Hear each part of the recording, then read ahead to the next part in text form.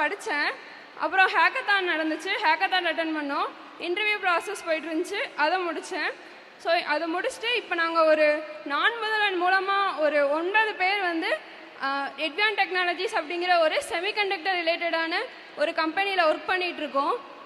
அது வந்து எப்படின்னா, இப்போ வந்து யாருமே வந்து எங்கள் அப்பா கிட்ட போய் சொல்ல முடியாது, நீ படிக்க வச்ச, ஆனால் உன் பொண்ணு வந்து நான் இப்போ ஏதோ படித்து முடிச்சுட்டு வீட்டில் இருந்திருந்தேன் அப்படின்னா வந்து எங்கள் அப்பா மற்றவங்களாம் சொன்னது உண்மையாக இருக்கும், பொம்பளை பிள்ளை படித்து என்ன பண்ணுறா அப்படின்ட்டு. ஆனால் இதுக்கப்புறம் யாருமே வந்து அந்த வார்த்தையே சொல்ல முடியாது, பொம்பளை பிள்ளை படித்தா என்ன பண்ண முடியும் அப்படிங்கிறது. ஏன்னா வந்து கேர்ள்ஸ்க்கு தெரியும், கேர்ள்ஸோ பாய்ஸோ 2 பேருக்குமே ஒரே எய்ம் தான். நம்ம அம்மா அப்பாவை எப்படி பார்த்துக்கணும் அப்படிங்கிறது வந்து 2 பேருக்குமே காமனான ஒரு எய்ம் தான். ஸோ அதை வந்து என் அப்பா வந்து இப்போ ரொம்ப பெருமையாக இருப்பாங்கன்னு நினைக்கிறேன். ஏன்னா வந்து அவங்க வச்ச நம்பிக்கையால் தான் வந்து இவ்வளோ தூரம் வந்து எல்லாமே பாசிபிளாக ஆகிருக்கு.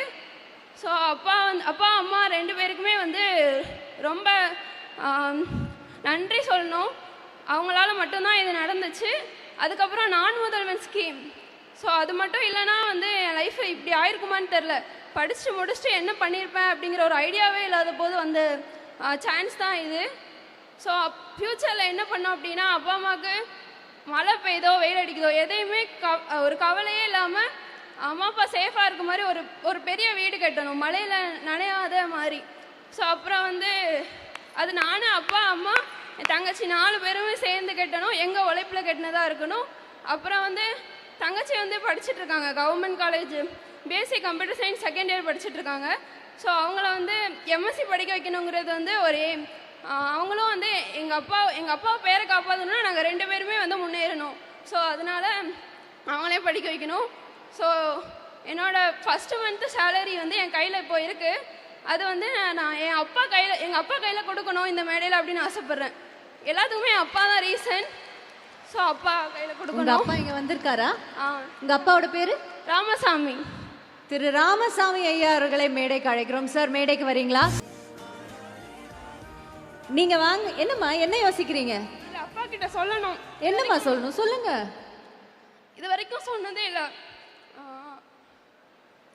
லைஃப்பில் வந்து எனக்கு யாருமே அவ்வளோ சப்போர்ட் பண்ணதே இல்லை, அப்பா மட்டும்தான். அப்பா அப்பா அப்பா எல்லா விஷயத்துலையுமே அப்பா தான். ஸ்கூல்லையும் சரி காலேஜ்லேயும் சரி, இதுதான் நீங்கள் நான் வந்து ஒரு விஷயம் சொல்லிட்டேன், நான் இதுதான் படிக்கணும் அப்படின்னு சொல்லிட்டேன்னா அப்பா வந்து மறுப்பே சொல்ல மாட்டாங்க. நீ படி, நான் படிக்க வைக்கிறேன், என்னால் முடியும் மட்டும்தான் சொல்லியிருக்காங்க. ஸோ அப்பா வந்து எனக்கு ரொம்ப பிடிக்கும். இந்த உலகத்திலே யாருன்னா வந்து அப்பா மட்டும்தான். ஸோ அப்பா அம்மா தங்கச்சி இவங்க 3 பேர் தான் என்னோடய லைஃப் ஃபுல்லாமே. ஸோ அப்பா வந்து நான் நல்லா பார்த்துப்பேன். ஒரு பையனா ஒரு பொண்ணா எல்லாமே இருந்து அப்பா வந்து அப்பா வந்து அம்மான்னு தான் சொல்லுவாங்க என்னைய தங்கச்சியும். ஸோ வந்து இன்னொரு அம்மாவா என் அப்பா வந்து நான் ரொம்ப நல்லாவே பார்த்துப்பேன். ஸோ அப்பா வந்து எதுக்குமே கவலைப்படக்கூடாது. ஸோ அப்பா என்னோட மாதம் சம்பளம்.